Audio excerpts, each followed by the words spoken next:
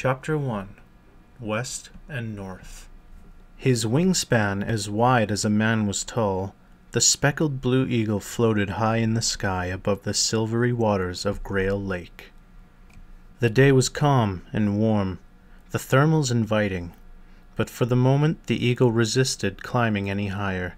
He tilted his head slightly, his predatory gaze undimmed by his vast age, taking in the pink and creamstone walls and the gold and silver-plated roofs of the city of Carlon.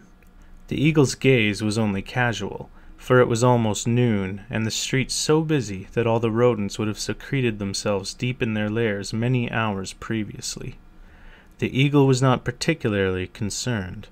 He had feasted well on fish earlier, and now he tilted his wings, sweeping over the white-walled seven-sided tower of Spire Door. The power emanating from the tower vibrated the eagle's wings pleasantly, and made the old bird reflect momentarily on the changes in this land over his lifetime. When he had been newly feathered and only just able to stay aloft, he'd flown over this same lake and tower with the eagle who had fathered him. Then the tower had been still and silent, and the land treeless. Men had scurried below, axes in their hands, and the plough god Artor in their hearts. Ice had invaded from the north, and griffin, creatures whom even eagles feared, had darkened the skies. But all that had changed. A great battle had been fought in the icy tundra far to the north. The ice had retreated, and the griffin had disappeared from the thermals. In the west, enchanted forests had reached for the sky, and the white tower below had reverberated with power and song. The armies that had crawled about the land in destructive serpentine trails disbanded, and now the peoples of this enchanted land, those who called themselves Human, Ikari, and Avar, shared their lives shoulder to shoulder in apparent harmony. Contented, knowing that the score of chicks he had raised over his lifetime would have nothing more to fear than the anger of a sudden storm, the eagle tipped his wings and spiraled higher and higher until he was no more than a distant speck in the sky. Leah stood at the open windows of her apartments in the north wing of the Prince of the West's palace in Carlon, watching the eagle fade from sight, sighing, for watching the bird had calmed the ache in her heart.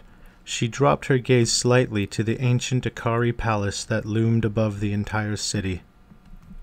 It seemed to Leah that the palace looked lonely and sad in the bright sunshine, and so it should, she thought, for Star-Son Salem so rarely leaves Sigholt now that he only uses his palace in Carlon every 3 or 4 years. Leah did not covet the magnificent Ikari palace. Her older brother Ascam's palace was spacious and elegant, and grand enough for Leah, who was a woman of conservative tastes and temperate habits. She dropped her eyes yet further, down to the gently lapping waters of the lake. A gentle easterly breeze blew across the waves, lifting the glossy nut-brown hair from her brow and sweeping it back over her shoulders in tumbling waves.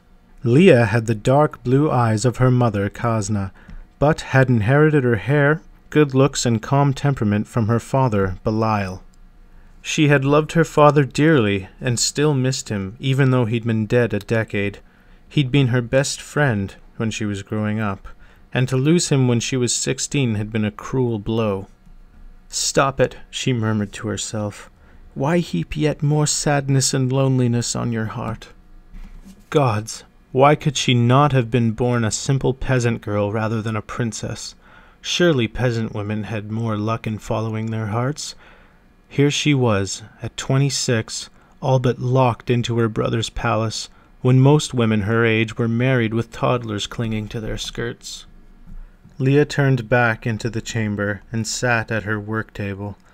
It was littered with scraps of silk and pieces of embroidery that she had convinced herself she would one day sew into a waistcoat for the man she loved. But when everyone around her apparently conspired to keep them as far apart as possible, what was the point? Would she ever have the chance to give it to him? Her fingers wandered aimlessly among several scraps turning them over and about as if in an attempt to form a pattern. But Leah's thoughts were now so far distant that she did not even see what her fingers were doing. Leah's only wish in life was to marry the man she loved, Zarid, Prince of the North, son of Rivka and Magaraz. Yet it would have been easier for me, she thought wryly, if I'd fallen in love with a common carter. The problem was not that Zarid did not love her, for he did, and with quite a passion that sometimes left her trembling when she caught his eyes across a banquet table. Yet how long was it since they'd had a chance to share even a glance? A year? More like 2, she thought miserably, and had struggled to contain her tears. More like 2.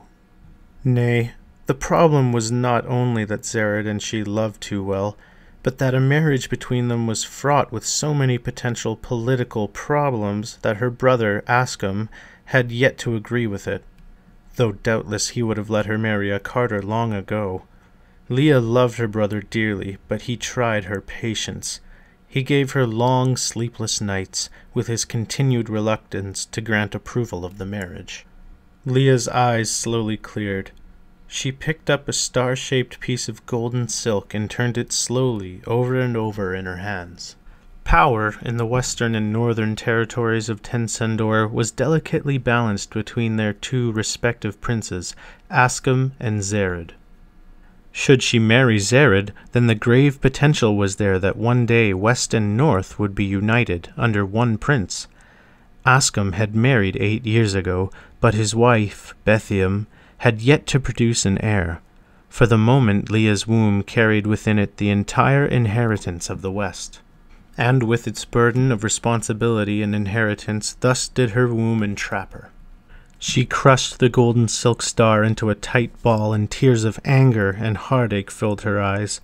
Ascam would not let her get within speaking distance of Zarid, let alone bedding distance. Frustrated with herself for allowing her emotions to so carry her away, Leah smoothed out the silken patch and laid it with the others.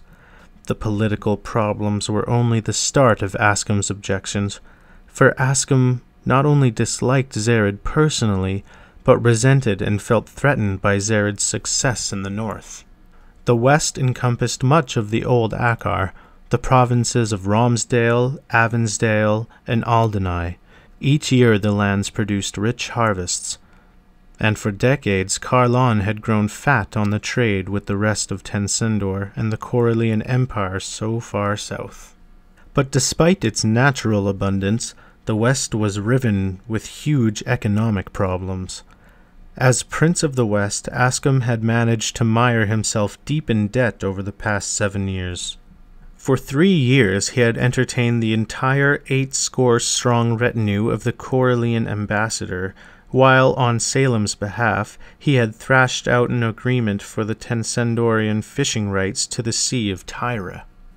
When the agreement had finally been concluded, and the ambassador and his well-fattened train once back in Corellius, Ascam had personally funded the outfit of a massive fishing fleet, only to have 3/4 of the boats lost in a devastating storm in their first season.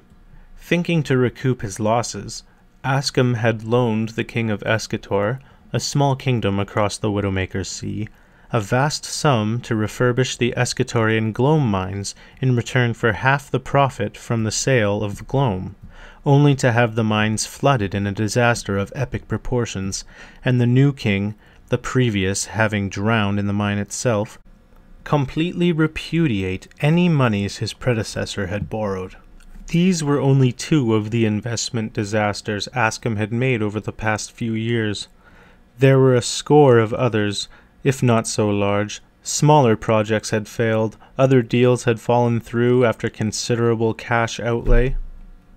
Ascam had been forced to raise taxes within the West over the past 2 years, which, though they made but a small dent into the amount he owed, had caused hardship among the farmers and traders alike. Yet who could blame Ascam for the economic misfortune in the West? Sheer bad luck seemed to dog his best endeavors. In total contrast, Zarid's north, the old province of Ishtar, had blossomed an unrivaled prosperity, In the days before Axis had reunited Tensendor, the old Ishtar had been rich, true, but it had relied mainly on the gem mines for wealth. The gem mines still produced, and a dozen more had opened in the past 10 years, but Zarid had also opened up vast amounts of previous wasteland for cropping and grazing. Zarid had enticed the most skilled engineers to his capital of Severin, in the elbow of Ishtar and the Azal rivers, with high wages and the promise of roomy housing and good schooling for their children. These engineers had designed, and then caused to be built, massive irrigation systems in the western and northern parts of the realm. Zarid had then attracted settlers from all over Tensendor to see these vast and newly watered lands by offering them generous land leases and the promise of minimal, and in some cases no, taxation for the first 25 years of their lease. Unlike the West, all farmers, traders, and craftsmen in the North were free to dispose of their surplus as they chose. As a result, a brisk trade in furs had grown with the Ravensbund in the extreme north, which were then retraded to the southern regions of Tensendor. And add to that the trade in beef, lamb, gems, and grain. The mood of the north was buoyant and optimistic. The income of the families grew each year, and men and women knew their futures were strong and certain. Trade, working, and taxation restrictions were so slight as to be negligible, and success waited for all who wished to avail themselves of it. The picture could not have been contrasted more with the West, where it seemed that month after month Ascam was forced to increase taxes to meet debt repayments. It was not his fault, Leah told herself, willing herself to believe it. Who could have foreseen that a storm would virtually destroy Ascam's entire fishing fleet, or that the glow mines of Escator would be flooded? But Ascam's misfortune did not help her situation, especially not when Ascam was aware that each week saw more skilled craftsmen and independent farmers of the West slip across the border to avail themselves of the opportunities created by Zarid's policies. Leah? She jumped, startled from her thoughts. Ascam had entered her chamber and now walked toward her. "You wanted to see me, sister?" "Yes." Leah stood up and smiled. "I trust I have not disturbed you from important counsel." Ascam waved a hand for her to sit back down and took a seat across the table. "Nothing that cannot wait, Leah." His tone turned brisk, belying his words. "What is it I can do for you?"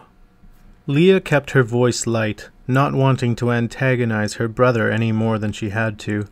"Ascam, it is many weeks since you have made any mention of my marriage." Ascam's face tightened and he looked away. "To Zarid," Leah shifted slightly, impatiently. "Ascam, time passes and neither Zarid nor myself grow any younger. I long to be by his side and—" "Leah, be still. You are a noble born and raised, and you understand the negotiations that must be endured for such a marriage to be agreed to." "Negotiations that have been going on for 5 years!" Ascam looked back at his sister, his eyes narrowed and unreadable. "And for that, you can only thank yourself for choosing such a marriage partner. Damn it, Leah! Could you not have chosen another man? 3 nobles from the West have asked for your hand. Why not choose one of them? They cannot all be covered with warts and possessed of foul breath." "I love Zarid," Leah said quietly. "I choose Zarid."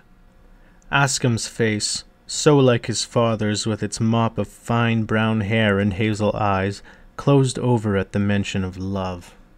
"Love has no place in the choosing of a noble marriage partner, Leah. Forget love. Think instead of a marriage with a man which could keep the West intact and independent."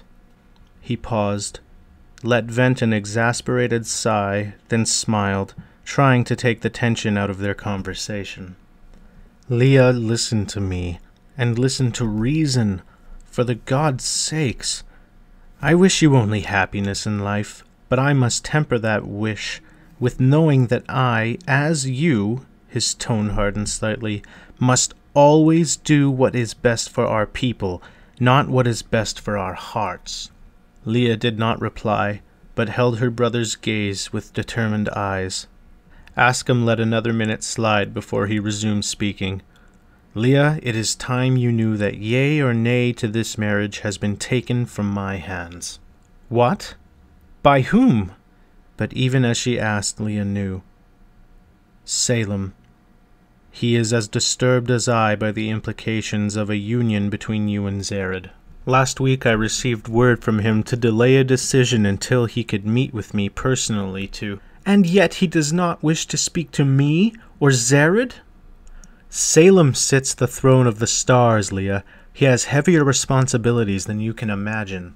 Leah bridled at her brother's schoolmasterish tone, but held her tongue. "Salem knows well that the continued well-being of Tencendor matters before the wishes of any single person. Leah, you are Princess of Tencendor. As such, you enjoy rights and privileges beyond those enjoyed by other Tencendorians. But these rights and privileges mean you also carry more responsibility. You simply cannot live life to the dictates of your heart, only the dictates of Tencendor.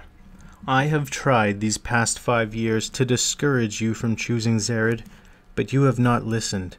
Now, perhaps, you will listen to Salem." Both his words and his tone told Leah everything she needed to know. Salem would not assent to the marriage either. As Ascam rose and left the room, Leah finally gave in to her heartache and let tears slide down her cheeks. The very worst thing to bear was that she understood everything that stood in the way of her marriage. Why couldn't she have accepted the hand of a nobleman from the West? It would be so much easier, so much more acceptable for the current balance of power. But what she understood intellectually didn't matter when she'd totally given her heart to Zarid. All she wanted in life was the man she loved. Far to the north, Zarid straightened his back, refusing to let weariness slump his shoulders. He'd spent an entire week clambering over the ruins of Singard with several of his engineers to see if there was any point in trying to rebuild the town, only to come to the conclusion that the Skraelings had destroyed the buildings, that all Singard could be used for was a stone quarry. Now he'd spent 10 days riding hard for Severin, and even though he was lean and fit, the week at Singard and the arduous ride home had exhausted him. But now Severin rose before Zarid, and, in spite of his tiredness, a small smile tugged at the corners of his mouth. It was a beautiful town, built not only with sandstone and red brick to withstand the harsh winters of the north, but also with skill and imagination, so that the structural strength of each building was perfectly married with the grace of line and beauty of feature.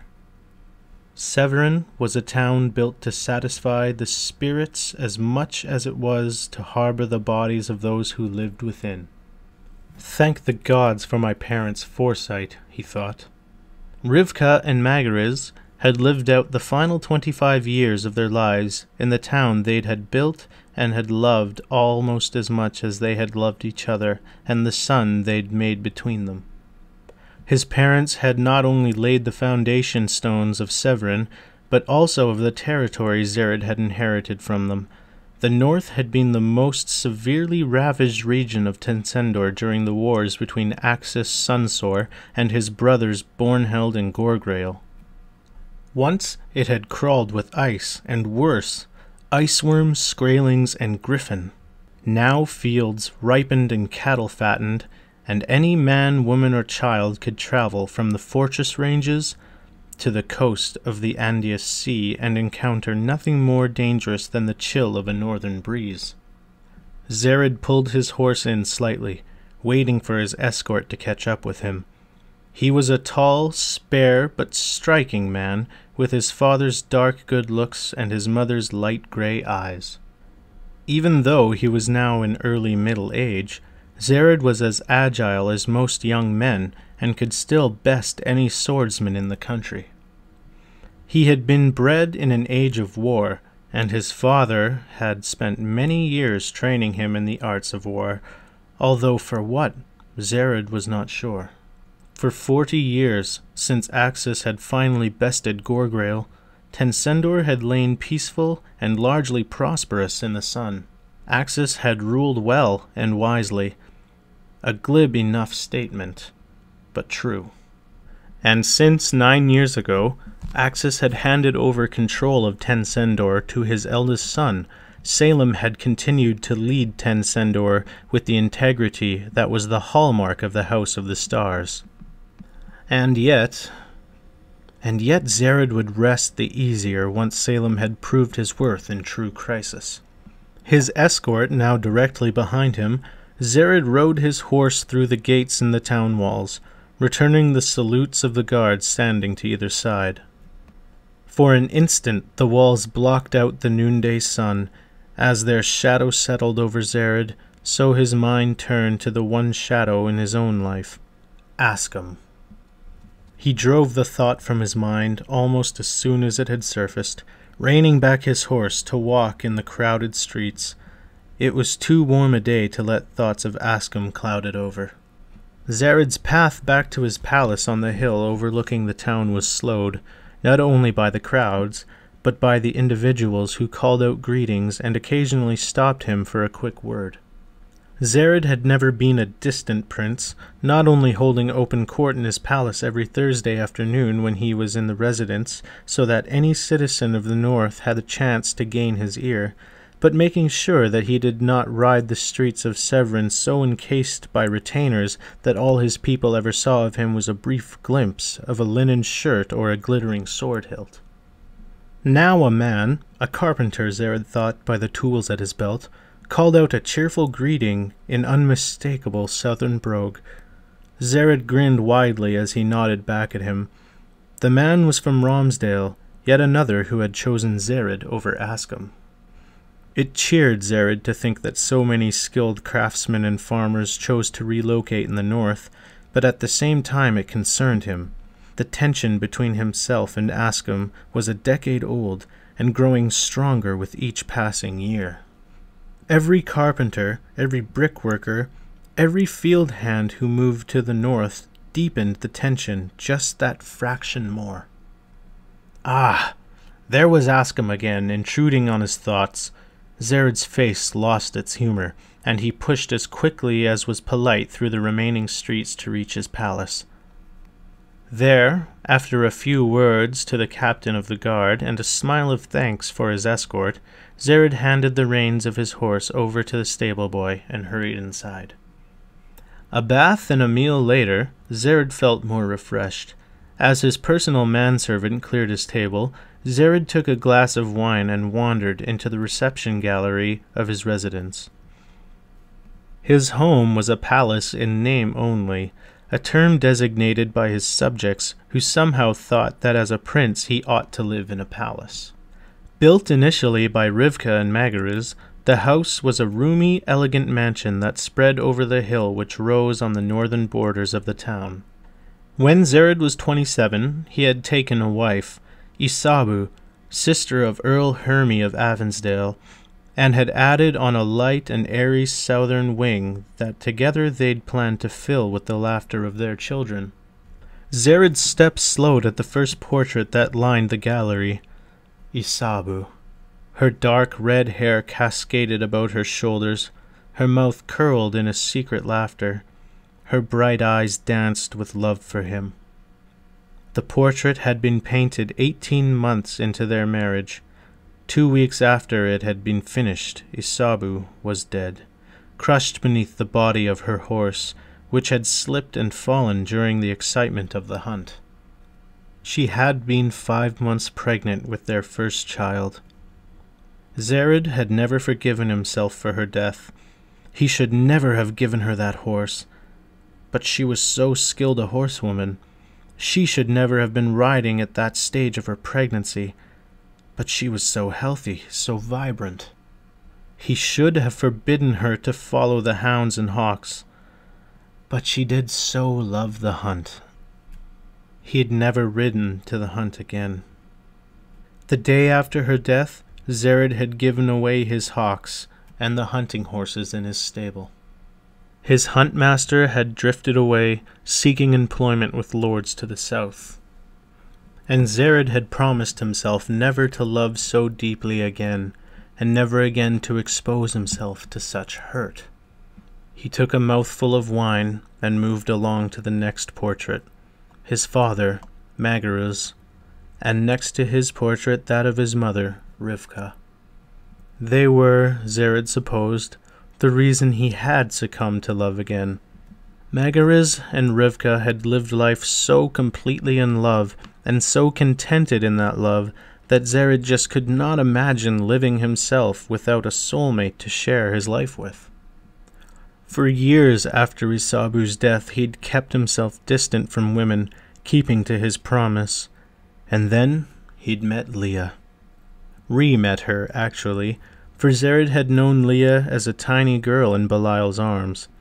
But once he'd assumed the princedom of the north, his responsibilities had kept Zarid away from Carlon, and he didn't see Leah again until she was 21. They'd met not at Carlon, but at Sighold. Wreathed in its magical blue mists, Sighold was normally the province only of the enchanted Sunsore family, but the year Leah turned 21 she'd traveled to Sighold with Ascam for a meeting of the Council of 5 First Families. Ascam and Zarid, as the heads of the 2 leading families, had attended along with Freefall Sunsore, the Akari Talon. Sadomai, the Ravensbun chief, and Prince Ilgain of Nor. Leah had gone, partly at Salem's invitation, a gift for her coming of age, and partly because she was close friends with Salem's youngest sister, Zenith. Zarid had found himself alone with her late one night atop the keep of Sighold, both there for the night air. They'd spent the night talking, laughing, and, as they both discovered in their amazement, falling deeply in love. Loving her was the easy part, Zarid reflected. Being together, spending their lives together, seemed all but impossible. He'd come home from that council so optimistically in love that he'd ordered the private apartments of his residence to be redecorated in the blue of Leah's eyes. Almost immediately, he'd opened the diplomatic negotiations needed for such a high-ranking marriage, only to be confronted with a wall of distrust from Ascam. Certainly the two had never liked each other, and they'd been economic rivals for years, but Zarid had never thought that such matters would come between him and Leah. It was naive of him, stupid of him. Zarid's fingers tightened about his wineglass as he moved a little farther down the gallery. He didn't want to be so close to his parents' portraits. Now the likeness only reminded him that his parents had spent some 30 years apart, and Zarid didn't want to think that he and Leah might have to endure a similar separation. Damn Ascam!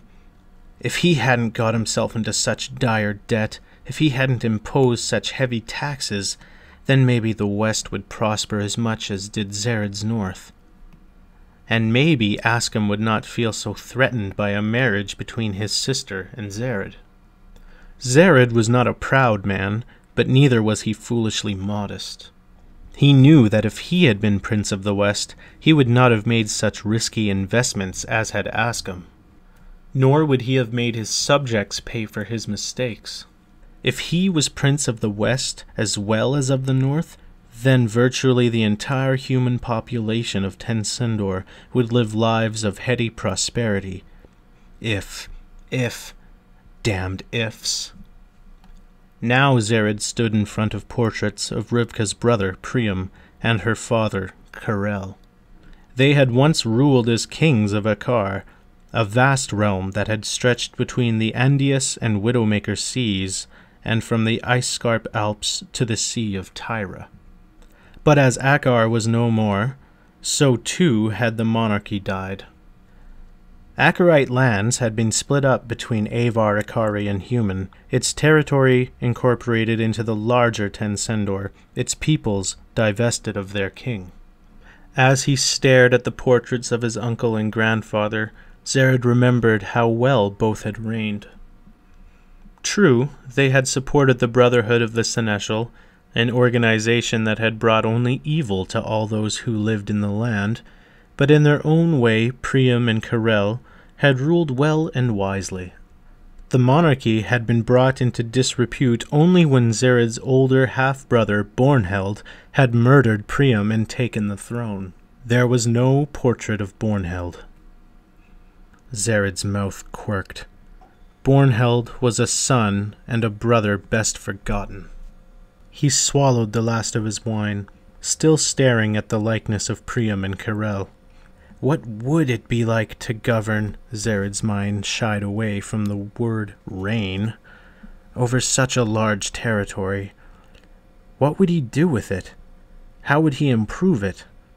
How might he best help the West recover from the debts Ascam has saddled it with? Ah, these thoughts were treason. Zarid blinked and started to turn away, but as he did so his eyes were caught by the golden circlet on Priam's brow, and he stopped, his thoughtful gaze lingering on the gleam of gold as the shadows of dusk gathered about him.